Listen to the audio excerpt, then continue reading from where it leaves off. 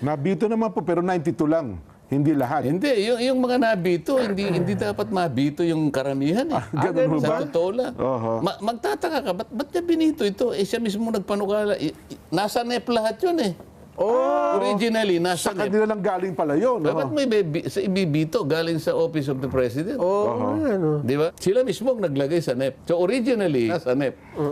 Paano may bibito yung ikaw mismo naglagay doon? Hindi ba pwedeng yung ating budget, may chance pa ba? Yung ating ipinasang budget, ilaan na lang natin dito sa mga proyektong ito?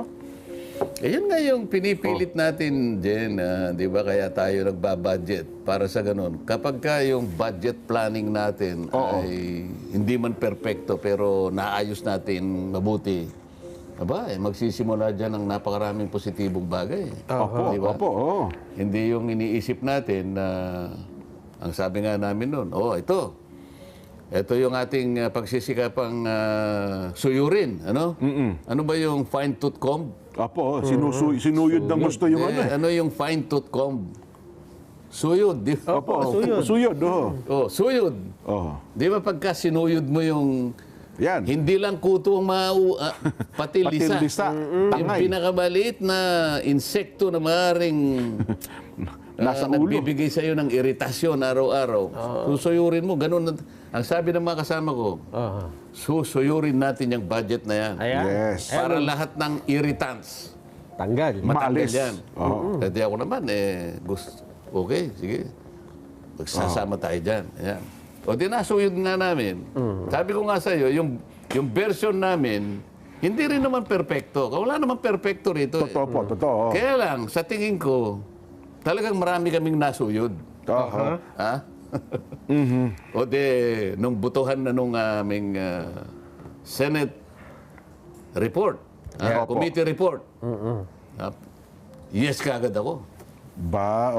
Mr. Sa part ng Senado po yan, ha? Yung version namin, Opo, kasi sa Senado. yung version ng House of Representatives, dinala sa amin. Opo.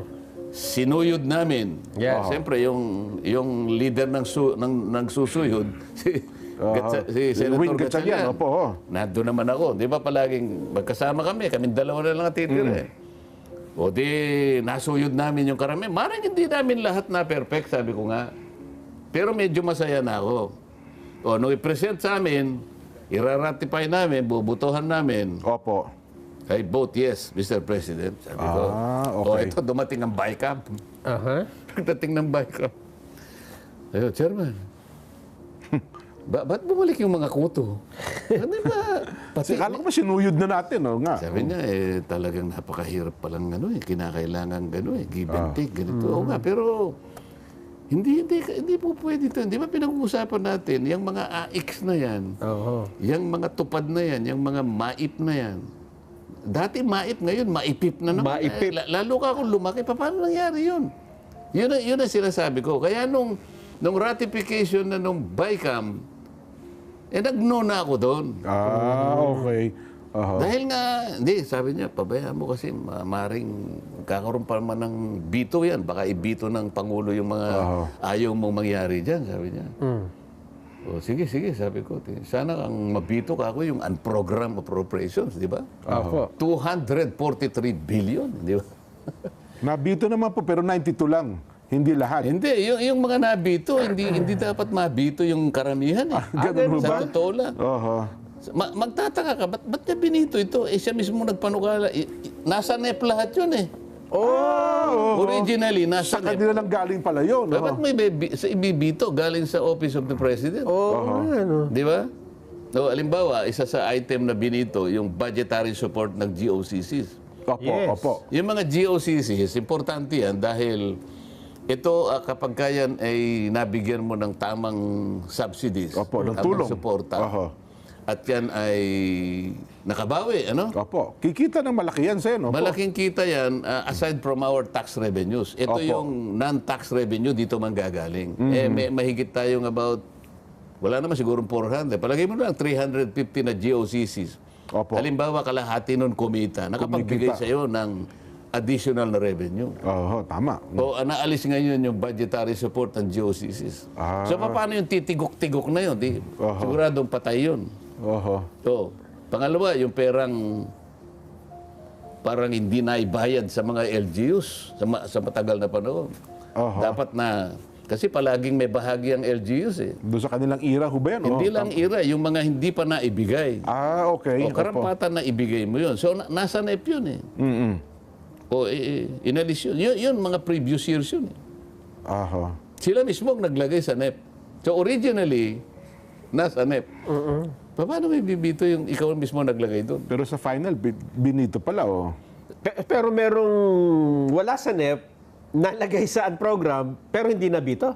Hindi, meron po ding ba? nabito doon. Pero meron din. ang nabito doon, yung alokasyon sa Government Personal Services Requirement. Ito yung retirement, Oho. ito yung upgrading ng kanilang mga salaries. Opo. Na bahagi nun, na ilagay sa program. Oho. Kaya nilagay doon para sana i-shield ang yung para hindi mabito. Nabito. Ang problema, Sa halip na kailangan din yun. Retirement benefits yun. Sa halip na Yung sweldo maproteksyonan. yun eh. Oho. Yung increase ng sweldo yun eh. Oo. Tapos, nasakripisyo yung mga program na noong pa'y ginawa na. Halimbawa meron tayong ginawang batas o isang programa na nilaunch noong 2015. Opo. Ito yung CARS eh. Comprehensive Automative Resurgence Strategy. CARS program. Oho. Meron dapat financial incentive ito, tax incentive, para sa ganun, ma-encourage mo yung gumagawa ng kotse at saka yung mga parts. Opo, oho. O, nabito. At natanggal Meron pala siyang yun. kasama naman na race. Revitalizing the automotive industry for competitive enhancement. Oho. Nabito rin ito. So, yung ating iniisip na ma-encourage yung ating car industry, Opo, local. masuportahan ang local automotive industry, Nawala. Wala na pala. wala yun. na yan. Di pa yung mga ginagawa pala sa na modern jeepney, nagawang Pinoy. Wala kayo Oo, yun. yung Sarao, Ayan, yung oo, Francisco, San Francisco, wala Francisco na mo. naman. At ang pinakamalaking bahagi nito, yung counterpart natin sa mga foreign assisted projects, yung binanggit ko nung isang araw sa inyo. Opo. Ito yung mabigat kasi ang counterpart funding natin para dito, 35 billion. Okay. Ganito yan eh. Halimbawa kayong dalawa ni Nelson. Opo. Isa kayong mga... Pilantropo. Hindi kayo piloto. Eksperto kayo sa Expert. negotiation. Okay, oh. Kasi in-identify natin itong mga lugar na to, strategic sa ating pagsulong bilang isang bansa. Okay. So, Opo. Nelson, kako, Jen, Opo. magsama kayo, i-negotiate nyo to, puntahan ninyo itong mga bansang ito. Opo. Makipagtawaran tayo kasi kailangan Pag-negotiate ito. tayo dyan, oo. Strategic itong mga ito. Eksperto kayong dalawa. At saka ito, matagalan na negotiation to. Aha. Nagtagumpay naman kayo. Nakapag-close tayo ng deal, halimbawa. Nakapag-close kayo talaga, okay? So, kapag ka in-approve yung loan natin, merong counterpart tayo. Yung counterpart Yes. na yon, manggagaling sa GAA. Yun ang share ng gobyerno. O itinanggal mo itong 35 billion. O, anong mukha niyong ihaharap ngayon? Sasabihin ni Nelson. Jen, paano kaya tayo? Anong mukha natin iharap sa kausap natin? Ang galing nating makipag-usap. Umokay naman sila. Okay, pagkatapos nawala yung ating counterpart. Yung counterpart funding natin is a legal obligation. It's a contract. Tama po. O atras ka sa kontrata, ano sasabihin sa'yo ng ano mo? Nako. Ito pala bang kausap natin? Ano ito eh? Parang mga lasing ata ito eh. Ang ganda ng usapan eh. Ba't nagkaganon? Meron ka pa bang maiinganyo sa susunod makikipag-usap pa sa'yo? wala na Halimbawa, po. ikaw na papalitan ko na lang kayong dala, pero kahit na sino pang ipalit mo siguro, baka hindi na rin Siyempre, maniniwala. nag-uusap-usap din po yung malalaking negosyante na yan. Oo. Hindi lang yun. Dahil nga sa pagkakawalan, madidelay ngayon yung strategic development mo. Yes. Pangkaraniwan, nadidelay ng 4 na taon. Nako. O anong mangyayari? Example, yung Metro Subway mo na inumpisahan natin. Yan, ongoing na po yan eh. 2022, Oho. 2023. Ang dami na nating hinukay. Yes po. O paano to? Ibig mo sabihin, madidelay naman ng 4 na taon to. So, ito total, Sa ba traffic tinanggal? natin na to. Wala ka na nga counterpart fund eh. Nako. Oho. Metro Subway at saka yung North-South commuter rail Railway. train. Oho, oho. Yung papunta doon sa... kung pupunta ka ng Tarlac, makikita mo yung nakalatag na yung Yes mga po. yung mga mga poste, yung dadaanan ng tren. O di madidelay na naman. Ito yung mga ganun na bakit kinakailangan yung importante, yung strategic, bakit yun ang yan? Bakit yun ang ibibito? Yun ang binito. Ako ang panalangin ko, ibito sana ako yung AX na ito, wala akong paniwala dyan.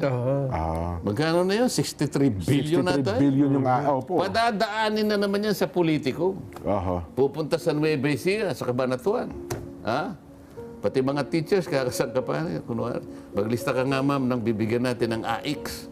Ayan, ano. Aha. Yung mga teachers naman, kung minsan napapakasangkapan din, ano. Lilista naman ang mga Patago-tago nga lang. Yes ano. po, oo. Kasi naman, yung congressman, minsan nakakapag-endorso rin naman yun, ano. Totoo po naman, oho. Mga loko-loko yung mga iba, ano. Ay, nako. Oo. Aha. 63 billion. Ang pagkaraniwan, napupunta lang doon sa mga kakilala nila. Yung mga katsokaran. Suki na po nila yun eh. Nabigyan mo kunwari, minsan lang yun eh. Pagkatapos, sinasabi ko sa yung MAIP, ito yung pangkalusugan. Po. Medical Assistance for Indigent Patients. MAIP. Maipit. Ngayon, ang ginawa nila, MAIPIP. Medical Assistance for Indigent and Financially Incapacitated Patients. MAIPIP. 51 billion. Ang laki pala. Tupad, 22 billion. Samantala, sinuyod na namin eh. Tinanggal na pala yun, no? Hindi namin natanggal lahat eh. Binawasan. Pero parang yung version namin, AX, parang 27 billion lang. Halos kalahati na wala, no? Oh. Naging 61 billion. Ibinalik. Chairman, bakit ang ganda ng pagkakasuyod natin Saglit lang, Sen, ha? Saglit lamang po. Ito muna susuyurin natin. Meron daw po kasing zero balance billing na ang DOH, Sen. Libre na po eh. At wala nang kailangang bayaran ng mga kwalipikadong pasyente sa mga pampublikong ospital. At tinitiyak nito na ang serbisyong medikal ay abot kaya at hindi na po pasanin sa bulsa ng